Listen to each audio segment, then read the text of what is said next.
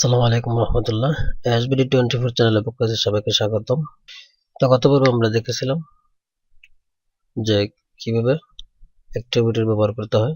প্রতিনিয়ত আমরা এই যে index.html এই ফাইলটি যখন একটা ব্রাউজারে ওপেন করব, তারপরে নোটপ্যাড এডিট নোটপ্যাড দিয়ে প্লাস প্লাস দিয়ে এটাকে ওপেন করব। তো প্রথমে আমি একটা ব্রাউজারে ওপেন করলাম, তারপর নোটপ্যাড দিয়ে ওপেন করলাম। তো গত পর্বে আমরা দেখেছিলাম যে অ্যাট্রিবিউট কিভাবে ব্যবহার করা যায়। তো আজকের পর্বে আমরা দেখব কিভাবে এই প্যারাগ্রাফের মধ্যে ভিতরে যে লেখাগুলি আছে লেখাগুলি কিভাবে আপনি বোল্ড করতে পারেন। তো আমি অ্যাট্রিবিউটটা কেটে দিই।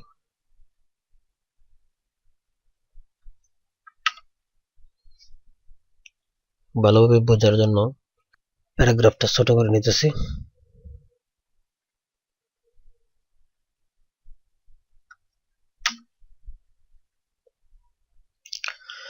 তো প্যারাগ্রাফটা আমরা ছোট করে নিলাম। তো যদি আমরা এটার আউটপুটটা দেখি, প্রথমে সেভ করে নিই। তো সেভ করলাম। তো আমরা প্যারাগ্রাফটা ছোট করে নিলাম এবং এটার আউটপুটটা দেখলাম। বিভিন্ন জায়গায় দেখি টেক্সটগুলি বোল্ড থাকে, মোটাভাবে লেখা থাকে। তো এটা কিভাবে করবেন? তো এটা করার জন্য একটা ট্যাগ আছে, বি ট্যাগ।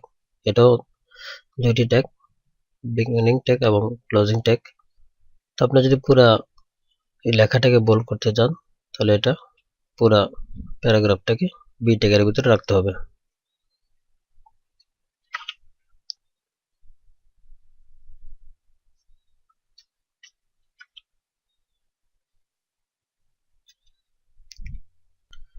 দেখতেছেন পুরো প্যারাগ্রাফটাকে আমি বি ট্যাগের ভিতরে প্রবেশ করে দিছি। তো এখন যদি আমি এটা সেভ করি, সেভ করার পরে খেয়াল করবেন পরিবর্তনটা কি হয়। তো এই দেখতেছেন রিফ্রেশ, এই যে রিফ্রেশ করার পরে পুরো লেখাটা বোল্ড হয়ে গেছে। তো বি ট্যাগের পাশাপাশি আরো একটা ট্যাগ রয়েছে টেক্সট বোল্ড করার জন্য। তো আমরা প্রথমে প্যারাগ্রাফটা ডুপ্লিকেট করে নিই। তো আপনারা জানেন ডুপ্লিকেট করার জন্য কন্ট্রোল এবং ডি।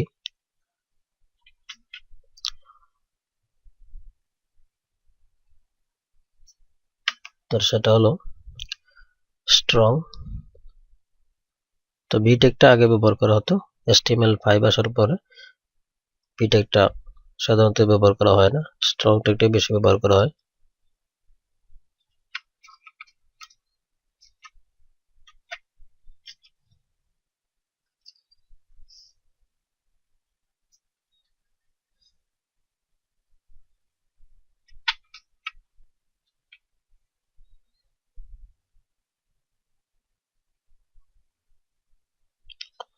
স্ট্রং ট্যাগটা এখন বেশি HTML5 এর মধ্যে ব্যবহার করা হয়। তো এখন যদি আমরা স্ট্রংটা লেখার পরে সেভ করি এবং পেজটা রিফ্রেশ করি, রিফ্রেশ করার পরে দেখব একই লেখা বি দিয়ে বোল্ড হয়েছে এবং স্ট্রং দিয়ে বোল্ড হয়ে গেছে। তাই এখানে এখন এই স্ট্রংটাই HTML5 এর মধ্যে বেশি ব্যবহার করা হয়, বিটা আসলে এখন ব্যবহার করা হয় না। তো আমরা এই প্যারাগ্রাফটা আরেকটি ডুপ্লিকেট করি। তো ডুপ্লিকেট করার পরে এই যে আমরা স্ট্রংটা কেটে দিয়ে এখানে আমরা em লিখি, তাহলে দেখেন কি চেঞ্জটা হয়।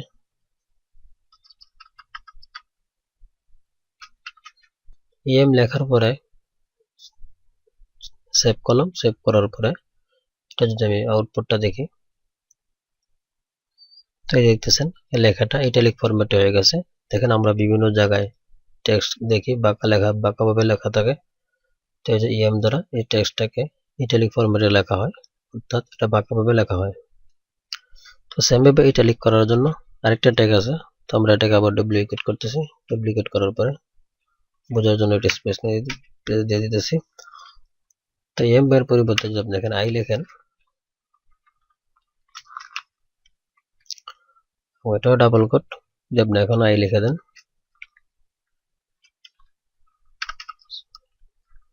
যদি আপনি এখন আই লিখে দেন, আগে লেখার পরে যার পেজটা সেভ করার পরে এটা রিফ্রেশ দেন, তো দেখেন এম দিয়ে যেরকম টেক্সটটা ইটালিক ফরম্যাটে লেখা হয়েছে আই দিয়ে লেখা হয়েছে। তো ই দিয়েও ইটালিক ভাবে লেখা যায় এবং আই দিয়েও ইটালিক ফরম্যাটে লেখা যায়। তবে আপনি যেটা ইচ্ছে সেটাই লিখতে পারেন, কিন্তু এসইও সার্চ ইঞ্জিন অপটিমাইজেশনের ক্ষেত্রে আপনার ইএমটাই বেশি ব্যবহার হয়। আপনার ওয়েবসাইটে যে অংশটাকে বেশি গুরুত্ব দিতে চান সেটা আপনি ইএম দিয়ে ইটালিক করবেন। তো প্যারাগ্রাফ এখানে বেশি গেছে। তো এখন আমরা দেখব কিভাবে টেক্সটের নিচে আন্ডারলাইন করতে হয়। তো প্যারাগ্রাফ একটু বেশি হয়ে গেছে, আমরা এটা কেটে দিই। কেটে দেওয়ার পর আমরা এখানে এটা দেখব যে কিভাবে এটাকে আন্ডারলাইন করতে হয়। তো আমরা বি ট্যাগটা থেকে কেটে দিয়ে আন্ডারলাইন করার জন্য আপনি ইউ ব্যবহার করবেন। আপনি ইউ ট্যাগ ব্যবহার করতে হবে। এখানে আপনি ইউ লিখে দেন এবং ক্লোজিং ট্যাগের মধ্যে আপনি ইউ লিখে দেন। তো আমরা যদি এখন এটা সেভ করি, সেভ করার পরে এটা রিফ্রেশ করি, রিফ্রেশ করার পরে দেখলাম এই যে দেখেন টেক্সটের নিচে আন্ডারলাইন হয়ে গেছে। তো আপনি ইউ ট্যাগ ব্যবহার করে আন্ডারলাইন করতে পারেন। তবে HTML5 এর মধ্যে ইউ দিয়ে আন্ডারলাইন করাটা এটা বাদ দিয়ে দেওয়া হয়েছে। তো আমরা এই আন্ডারলাইনটা ভবিষ্যতে সিএস এর মাধ্যমে কিভাবে করতে হয় সেটা দেখব। সিএসএস দিয়ে আমরা আন্ডারলাইন করব, যেহেতু ইউ ট্যাগটা HTML5 এর মধ্যে এটা বাদ দেওয়া হয়েছে। তো আপনারা দেখতেছেন এখানে আমরা পুরো প্যারাগ্রাফটাকে বোল্ড করছি। আউটপুটটা দেখে নিই, এই যে পুরো প্যারাগ্রাফটা বোল্ড। তো আপনি যদি চান যে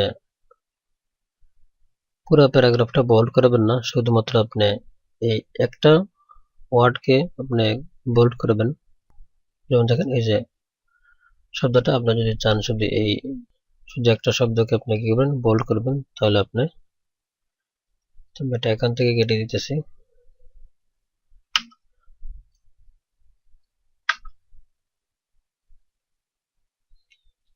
তো আপনি যদি শুধু চান যে এই শব্দটাকে আপনি বোল্ড করবেন, তাহলে আপনি শুধু এখানেই ট্যাগটা ব্যবহার করবেন।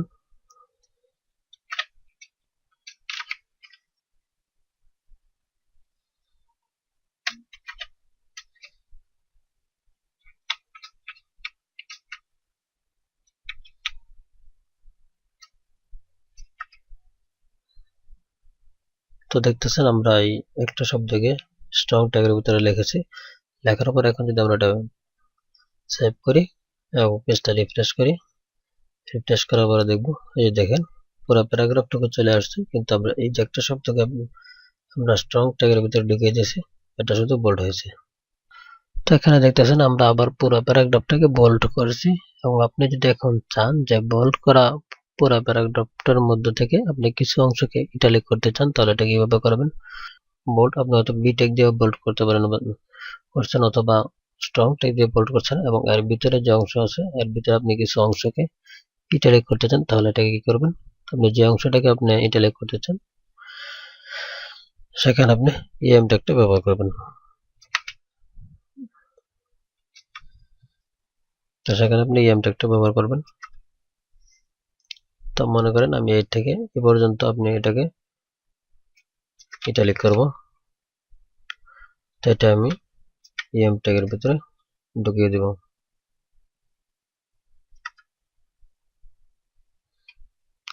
তো এখন যদি আমরা পেজটাকে সেভ করার পরে